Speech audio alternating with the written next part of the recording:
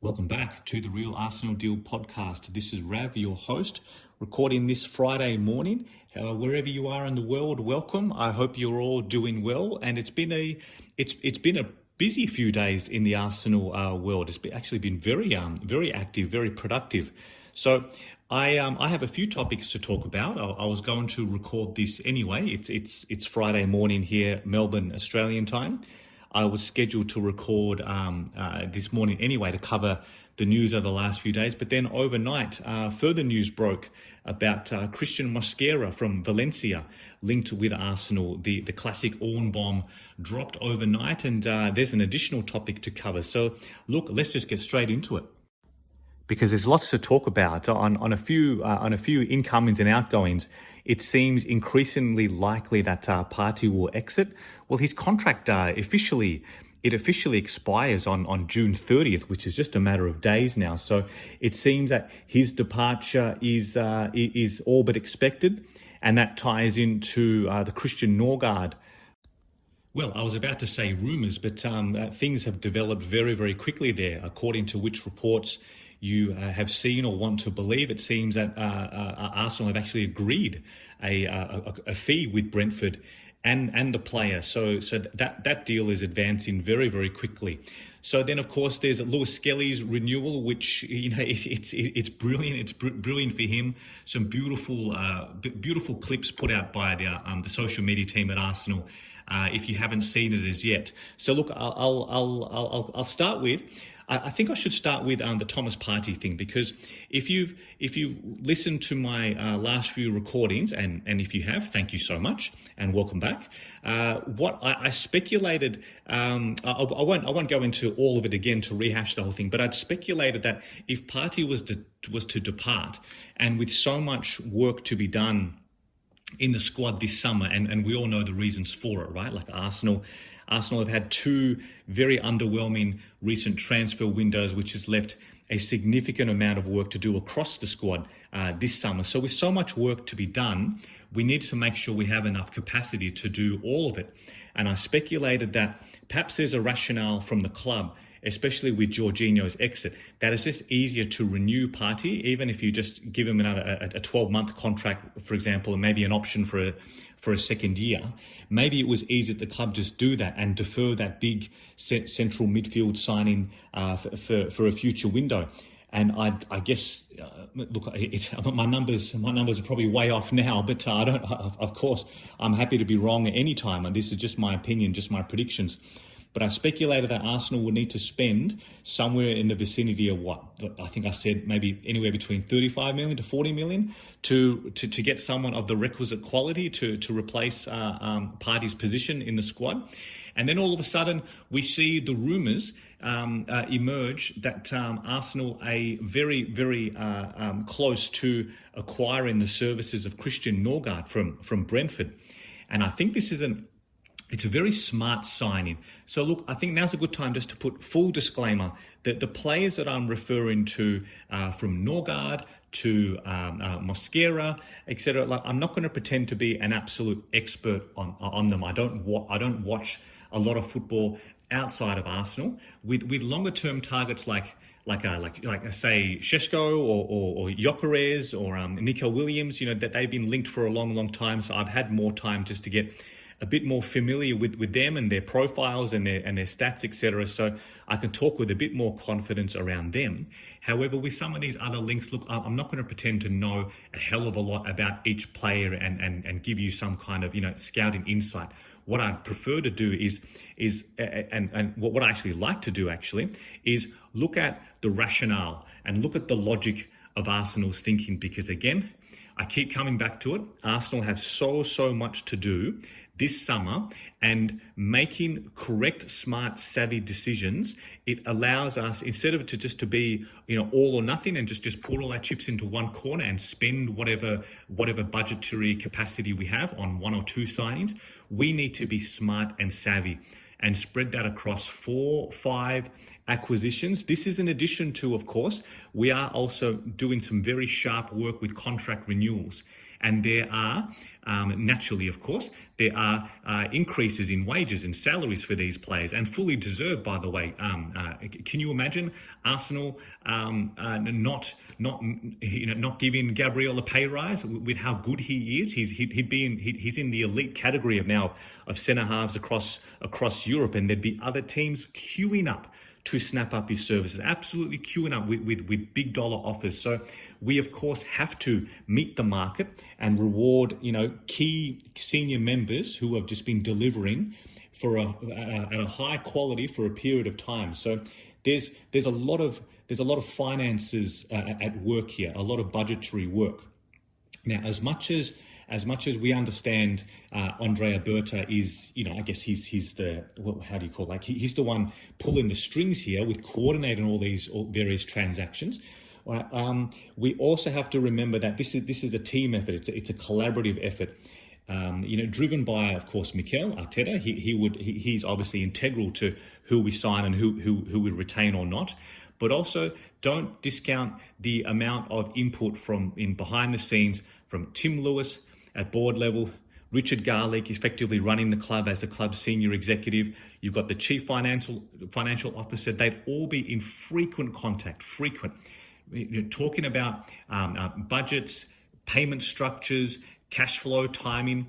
All these things matter, because when you see a headline such as let's go back a couple of years, Declan Rice purchased for £105 million, which has proven to be a bargain, by the way, right?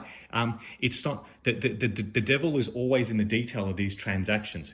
It's not just paid in one lump sum, like a release clause or something. So we stagger the payments. And speaking of Rice, I used him as an example, but it just got me thinking. I actually believe the final payment, I believe that was meant to be paid off in 2 years. So it is approaching 2 years now this summer. So we would have scheduled in the final payment somewhere in the vicinity of 20 to 25 million pounds to finalise that deal with West Ham. That would be scheduled this summer. So what I'm referring to here with this long point is that the devil is always in the detail here. Structuring these transactions in as favourable a way for Arsenal, for cash flow timing, for managing our balance sheet accordingly, making sure we're meeting all those key ratios on our balance sheet. And look, I'm getting a bit nerdy here because this is what I used to do in my previous role as a senior manager at a big bank here in Melbourne. This is the kind of stuff I used to do every day, right? So I won't get too bogged down in the nitty gritty, but the point I'm trying to make is there's a lot of logic and savviness that needs to come into play when you structure these transactions. It's why Arsenal, instead of going to pay Zubimendi's release clause in one lump, that's a massive outlay. That's like €50 million in one hit, in one transaction, one transfer. So we've gone to the clubs and negotiated in good faith a higher amount overall, however, spread out over the next 24, 36 months to manage and smooth over our cash flow commitments. So there's a lot of that happening with each and every transaction. All of this would be happening. It's why, look, as much as I understand there can be some fan frustration when you see a report that Arsenal and Leipzig are within €10 million now on the Šeško deal. There can be the understanding reaction. What you just pay it. What's £10 million? It's of course 10 million's a hell of a lot of money. Of course, I don't want to be too cavalier or too casual about that. However, in terms of in football speak, at this institutional level, I can understand people saying just go and pay it, but it's not that easy because that can have quite a impact downstream, has downstream effects, a ripple effect on then what you can and can't do in allocating that budget elsewhere. Because as much as we don't like it, I mean, it's not a fair playing field. It's not a level playing field. We know that. There are other clubs who have unlimited resources, so to speak, like the state-owned clubs, City and PSG. They're in their own league, of course. They will just go and pay it, and it has very little to no effect on what they do elsewhere. Arsenal are a much more sensibly run club, a self-sustaining club, right? So we do need to just take the extra level of care and caution to make sure that we are structuring these transactions in the most favourable way possible while still acquiring the targets that we want. So what does all that mean? You might be wondering if you've listened to me waft on there. What does all that mean? Bringing it back down to what we're seeing unfold in this market. So a prime example is Kepa, £5 million release clause.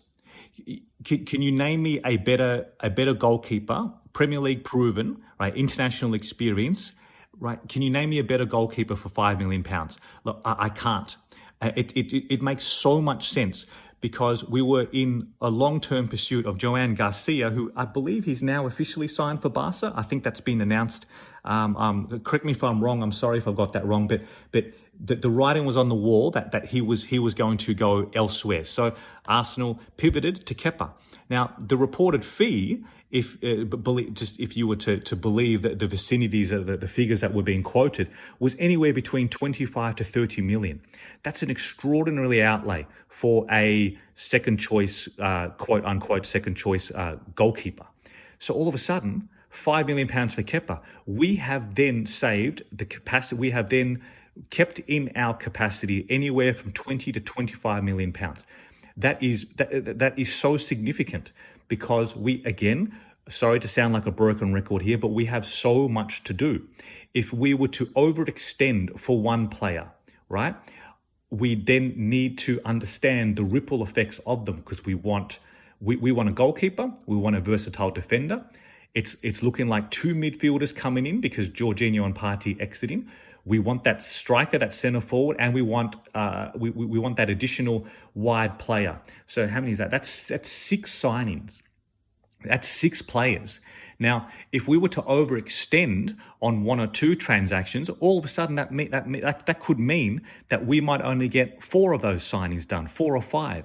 And we've seen that we've just gone through an entire season where consistently we have seen how short we are. Heavily compounded by injuries, of course, absolutely. There was just some extraordinarily bad luck that Arsenal received with injuries. However, there's also that element of we went into last summer undercooked, underprepared. I think the club needs to accept that, and from everything that I'm seeing so far, they absolutely have that. We got that wrong. We went in under.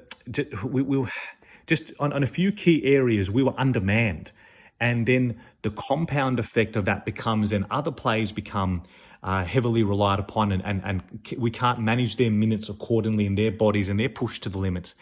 And then they suffer injuries and it just keeps going. It's a vicious cycle that continued to play out. So Arsenal need to acquire this number of players to bolster that squad so we can go full guns blazing across a number of competitions. Because when you get to January and you're playing every 3 or 4 days, and then come that run in from like March, April, May onwards when we're trying to balance a key midweek Champions League tie, followed by 3 days later on a Saturday or Sunday going away to the likes of Aston Villa or Manchester City. I'm just throwing out examples. Do we have the caliber? Do we have the caliber of squad to be able to manage both those things and play, 4, 5, 6 key matches in the space of 30 days?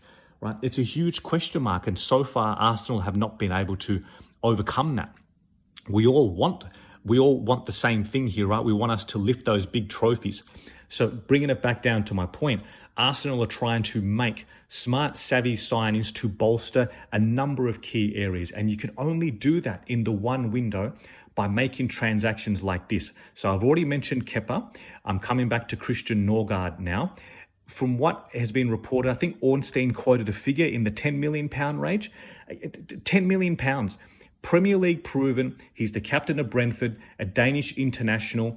Right? Like it just makes so much sense.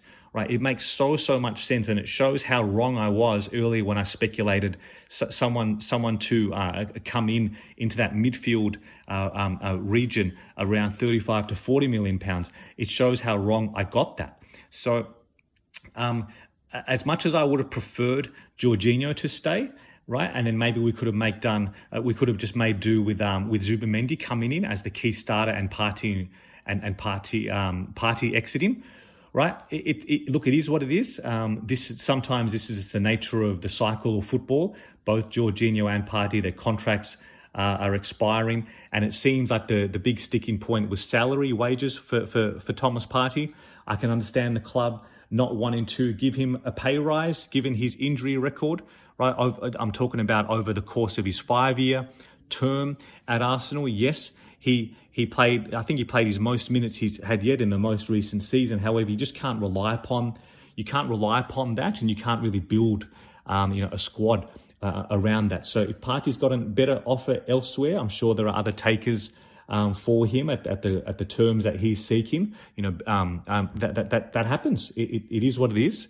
It happens, and the club has to act. So we brought in Zubimendi, I guess, as his primary replacement, and Norgaard is more of the Jorginho replacement, so to speak. So collectively, even if you say that deal is going to end up being structured around the £15 million mark, because once you add in the bonuses and add-ons, it usually climbs to about that vicinity. So if you combine him with Kepa, you've basically spent £20 million to cover 2 positions in the squad. And we haven't like shirked on quality, so to speak. Like these are Premier League proven senior internationals in their own respect. Like they're ready. They're ready-made, ready to step in. So it's very savvy business from Arsenal. Look, I can understand the question mark. If you just look at it on paper, if you've exited Jorginho and Partey and you brought in Zubimendi and Norgaard, is it an upgrade or not? I actually don't know. I genuinely don't know. We'll only know in one way, won't we? Time is going to tell when they actually play, and we can just reassess from there once they're integrated into the squad. So until then, look, we have to act. We need to do something to bolster the midfield. Arsenal, to their credit, we tried with Sambi Lokonga a few years ago. He was a type of low sort of risk signing at a lower price point. It's the type of signing that, say, if Brighton made that, if they outlaid 12 to 15 million pounds on a young up-and-coming footballer and then sold him a few years later for 70, 75, 80 million pounds, if it worked, that they'd be lauded, right, for their scouting. We tried it, didn't quite work. He's had some injury troubles as well. And, hopefully he can get that corrected for himself and go on to have an excellent career somewhere else across Europe. But clearly he wasn't the answer either, right? We can't just not act if Partey and Jorginho are going and hope that Sambi Lokonga can meet the levels, right? So I'm glad the club is making the decision to go out into the market to strengthen there. So that brings me to Christian Mosquera. I hope I've pronounced that correctly. Again, please correct me if I'm wrong. Hopefully I haven't butchered that with my pronunciation. So it seemed that, again, a long-term link with Arsenal has been Jorel Hato from Ajax. Now, he is very highly rated, pursued by a number of clubs, and has tremendous versatility across a number of defensive positions, which you know how much Mikel loves that, by the way. So from my understanding, a transaction for him would be something in the region of 40 million euro, give or take.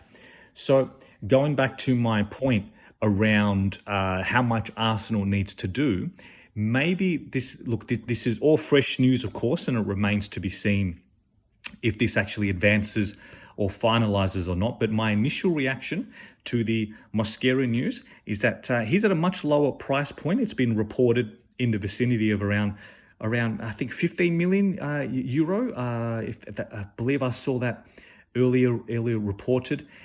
He's into his final 12 months of his contract, so that obviously is very favourable for Arsenal. He's tall, has already played 80 plus senior appearances for Valencia. And he's young as well. He's 21, 22 years old. So he ticks a number of boxes at a much lower price point, around about a third of the I guess, of the amount that if you were to directly compare him with Hato, for example. So perhaps this is Arsenal again looking to preserve capacity for the big signings such as Šeško and or Rodrigo, for example. So perhaps this is an example of Arsenal doing that again. Is he at the level? Is he at the requisite quality? Again, is he as good as Hato? Again, I just don't quite know. However, from when we look at the squad and we look at what's happened over the last season, you have to strengthen in defence. So Tierney is already left. Heavy rumours, continue with Zinchenko. I believe Fulham were the last link to him.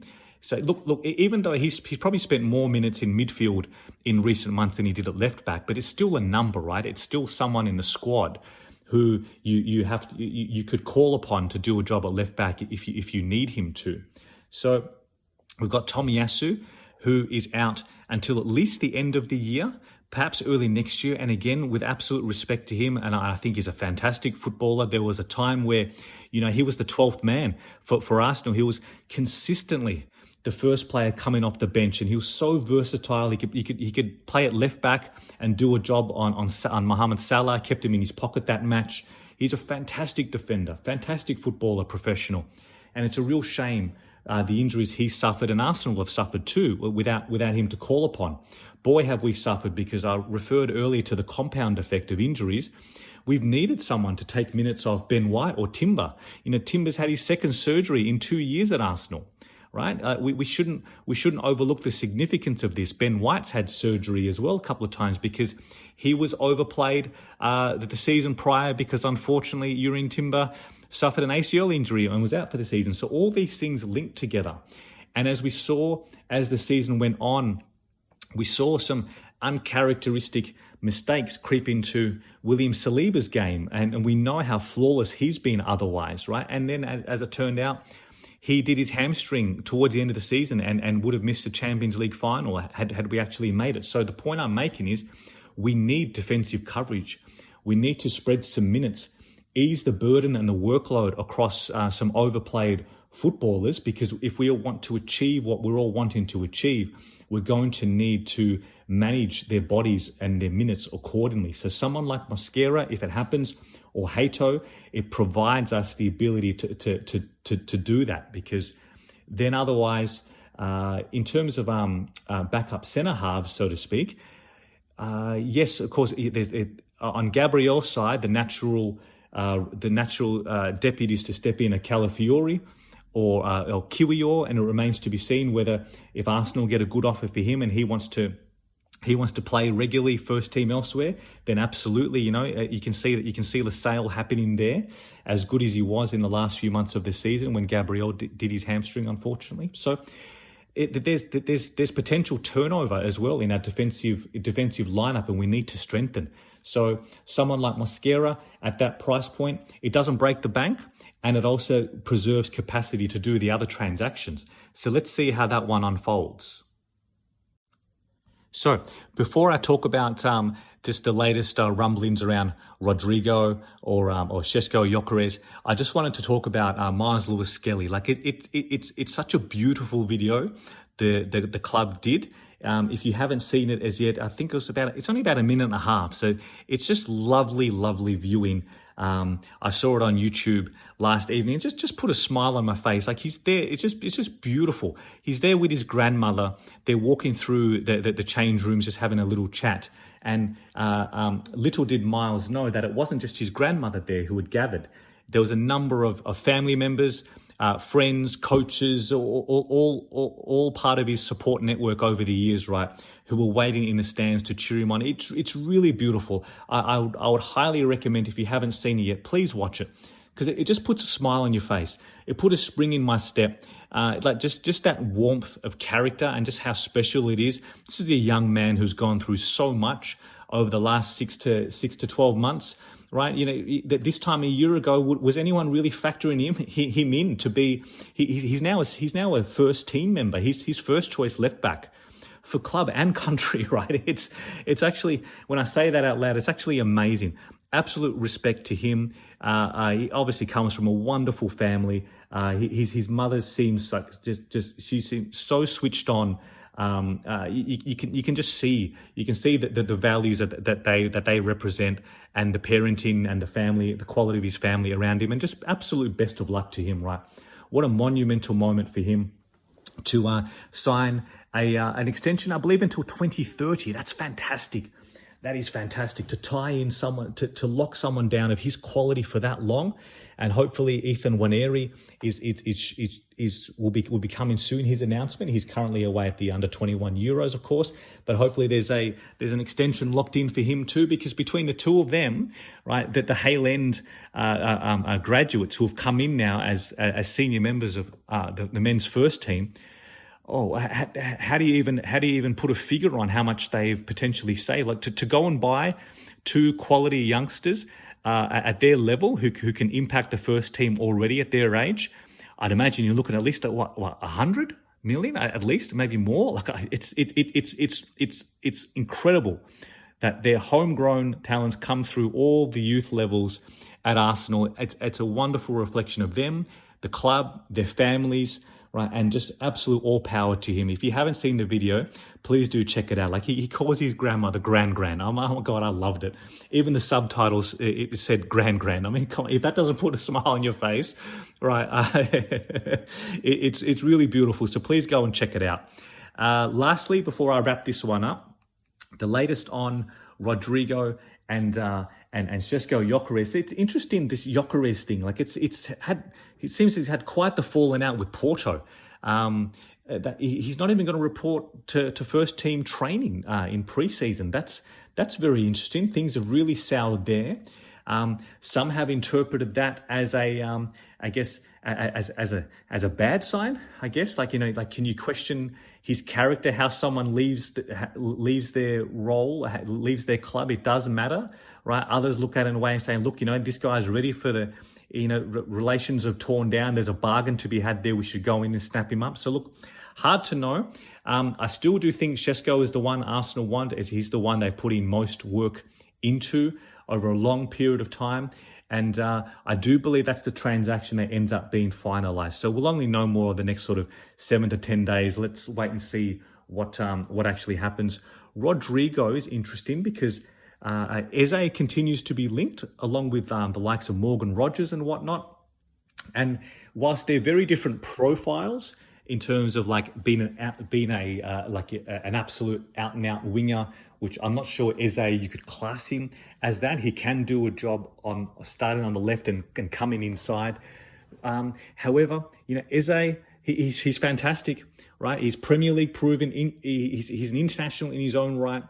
He will hit the ground running. He is brilliant. I'm a huge fan of him, and if he can be acquired for the figures that are reported around that 70 million pound mark, right? Relatively speaking, in terms of in terms of the size of transactions in the market nowadays, that's very doable for Arsenal. Very doable.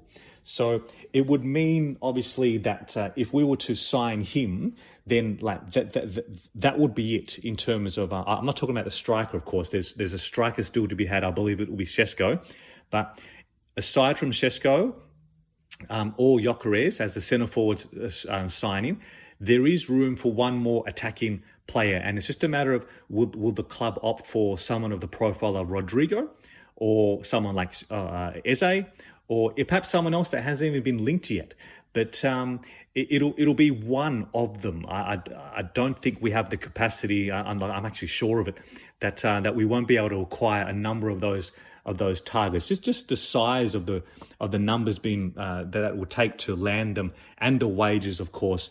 It's going to be one. So it's a matter of which one will advance. It's a matter of how do Arsenal want to shape up? How do they want to play? And what systems and what characteristics and profile are we looking for?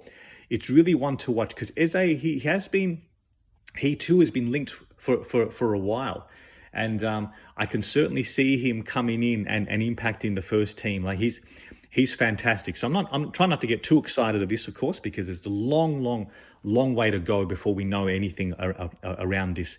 Rodrigo, for example, he's currently at the Club World Cup with Real Madrid. So any deal to be done there, it's going to be quite some time. We're still relatively early in the transfer window, so that one's going to take a considerable amount of time to land, which is why it's so important that the other deals, as many deals as we can get done, such as Kepa, Zubamendi, Norgaard, for example, that we finalise them as soon as practical for all parties, integrate them into the squad, make sure they're on that plane for pre-season. So let's just wait and see. And that's a good note for me to end on for this recording.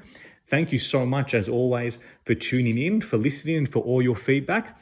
Please do reach out if you've got any questions or any topics you want me to cover as listener questions. I will most certainly do that on my next recording. If you would be kind enough, please, to leave me a review on your podcast platform, 5 stars, hopefully, please. It does help the visibility on Spotify or Apple Podcasts. Like and subscribe on YouTube if you can. That will be greatly appreciated. And wherever you are in the world, I hope you're doing well. I hope you're safe. It's strange times we live in right now. So please look after yourself, check in with your loved ones, and just be kind to one another, because we're all most certainly just doing our best in some very difficult and uncertain times. So take care of yourself. Thank you again. I will talk to you soon, and come on, Arsenal.